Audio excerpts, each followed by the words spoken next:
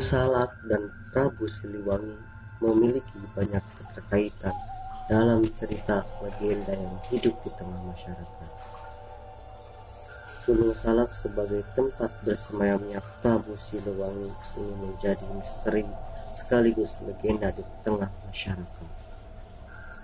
Di balik pesona keindahannya, Gunung Salak dikenal sebagai kawasan yang terbilang angker dan berbagai kisah mistisnya.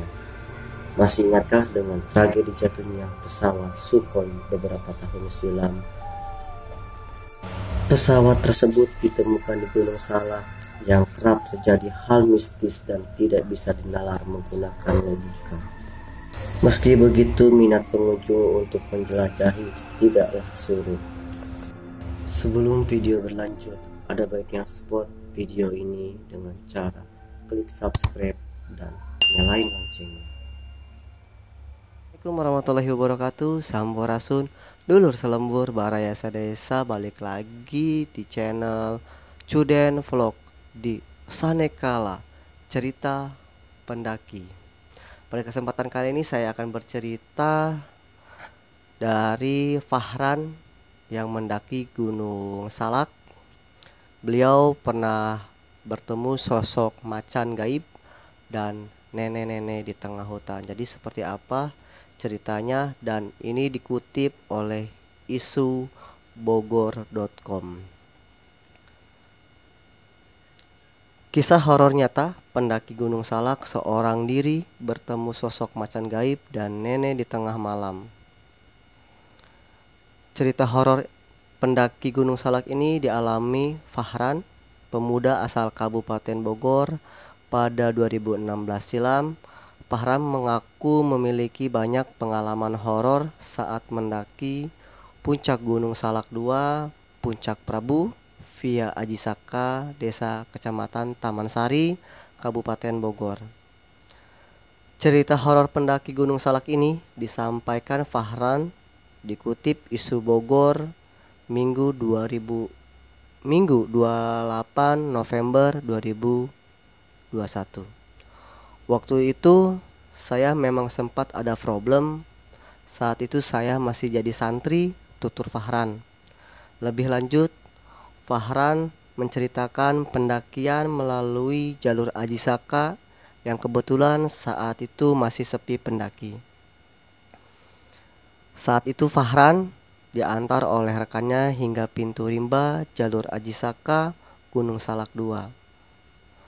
Saya memberanikan diri naik sendiri pada pukul 12 WIB. Emang saya di mimpi juga akan buat jarah di situ, kata Fahran. Selanjutnya, kata Fahran, sebelum tiba di pos jalur 1 Ajisaka terdapat makam sekaligus petilasan Eyang Haji Jaya Sakti. Di samping makam kan jalurnya sebelah kanan. Saya jalan agak lama tuh, sampai makam sekitar jam 1 siang. Nah, saya kelar jarah melanjutkan perjalanan, kata Fahran. Sesampainya di tengah jalan belum terasa hal yang menakutkan, tapi setelah suasana gelap, tepatnya menjelang maghrib, masih menuju pos 2.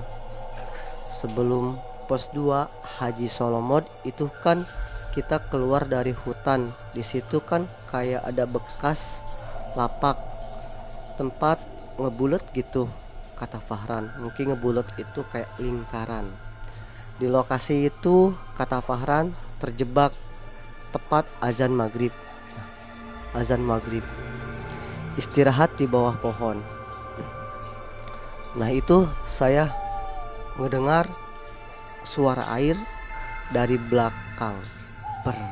Ber. Masih jalan saja, nggak mikir apa-apa. Dari situ saya ngerasa kayak diikutin. Jelas.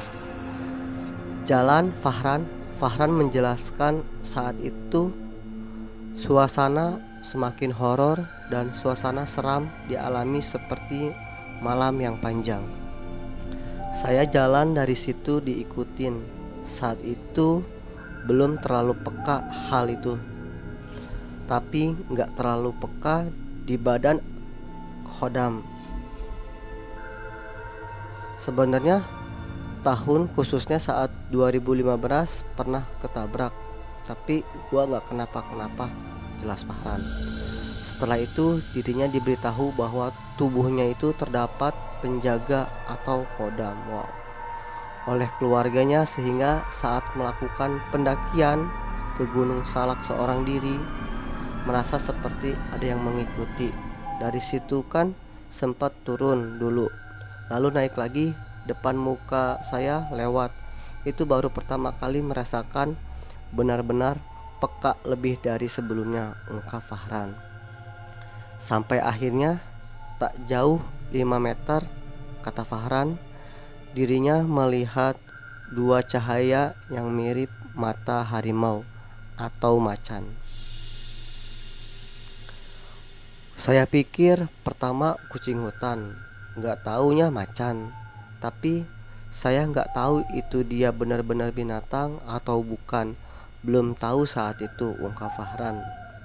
Namun yang membuat dirinya ketakutan yaitu saat dirinya berjalan, dua cahaya mata tersebut ikut berjalan. Jadi ngintilin saya. Saya jalan, dia ikut jalan.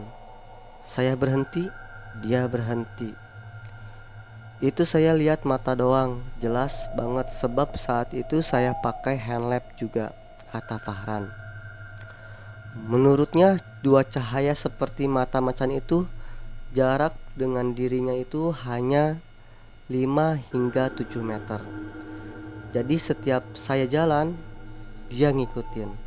Saya berhenti, dia ikutin berhenti. Saya udah ngeliat. Saya jalan, dia ngikut terus. Kayak saya ngerasa mungkin apakah ini yang ngejaga saya, kata Fahran. Itu mungkin dibilang Khodam kali ya. Saat itu tidak ada rasa takut karena kata Fahran saat itu berpikir itu adalah sosok Khodam yang menjaganya. Dan yang anehnya itu, setiap saya berhenti, dia ngikutin berhenti. Gua jalan ngikutin jalan. Akhirnya sampai di tikungan yang begini belok ke kanan, kayak ada ranting pohon. Saya manjat, saya duduk, udah nggak ngeliat lagi sosok dua cahaya mata itu, tutur Fahran. Tiba-tiba, kata Fahran, di belakang tempatnya duduk terdengar suara menangis. Saat itulah dirinya yang mulai peka terhadap hal astral. Saat itu saya ngerasa nggak ada pendaki lain. Saat itu juga kan bohong juga bilang sama orang. Base camp naik berdua, padahal teman saya itu cuma nganter sampai Gapura, katanya. Saat itu kata dia temannya hanya berpapasan agar berhati-hati, istilah bawa badan lo. Saat itu dirinya mengangguk dan janji mengabari besoknya setelah turun dari Gunung Salak. Mengangguk dan janji mengabari besok setelah turun dari Gunung Salak. Gua nyari warnet karena saat itu dulu masih santri, komunikasi hanya lewat menggunakan Facebook, chat-chatan komunikasi dari situ jelasnya. Singkat cerita, saat itu dirinya sudah tidak menemukan pos 2, bahkan ia mengetahui bahwa saat itu sudah jam 1 malam. 1 malam, wow. Gua belum ketemu pos. Nah, pas jam 1 itu, mungkin di sini nih ada lagi nih hal seram. Jam 1 itu ada nenek-nenek ngedatangin lewat depan muka saya. Tapi saya tegur nggak ngejawab. Nek, sendiri, saya bilang, kata Fahran. Menurutnya sosok nenek itu saat disapa hanya menengok dan tersenyum saja. Seketika saat itu dirinya tidak terlalu takut karena belum berpikir bahwa itu adalah sosok makhluk astral. Sempat kepikiran juga sih, ini orang ada di tengah malam jam segini, itu emang posisi saya udah capek banget. Jam 1 malam belum ketemu pos 2. Akhirnya saya pikir udahlah, saya paksa untuk jalan terus, kata Fahran. Mungkin dia sampai lanjut juga ke atas ya, karena setahu saya waktu itu saya dikasih tahu sama Endar, beliau pernah mendaki Gunung Salak juga, pernah sempat mengirim ke saya ya video waktu dia mendaki ke Gunung Salak Puncak Manik. Saya kaget gitu bahwa di area campingnya itu di sebelah kanan mungkin ya terdapat makam petilasan, dan di sini juga tidak ada kelanjutan lagi, mungkin sampai 4. Nah, pas saya lihat itu di video Endar itu, saya melihat ada sebelah kanan makam dan di atasnya itu tempat berkemah, dan di sini seperti kayak toilet. Kata Endar, selain mendaki juga yang ngecamp di situ, ada juga yang para perjara. Mungkin seperti itu cerita dari Fahran yang menemukan sosok macan dan nenek. Macan itu mungkin khodam dia, dan sosok nenek ini ya gak masuk akal juga. Masa nenek-nenek jam 1 malam ada di tengah hutan.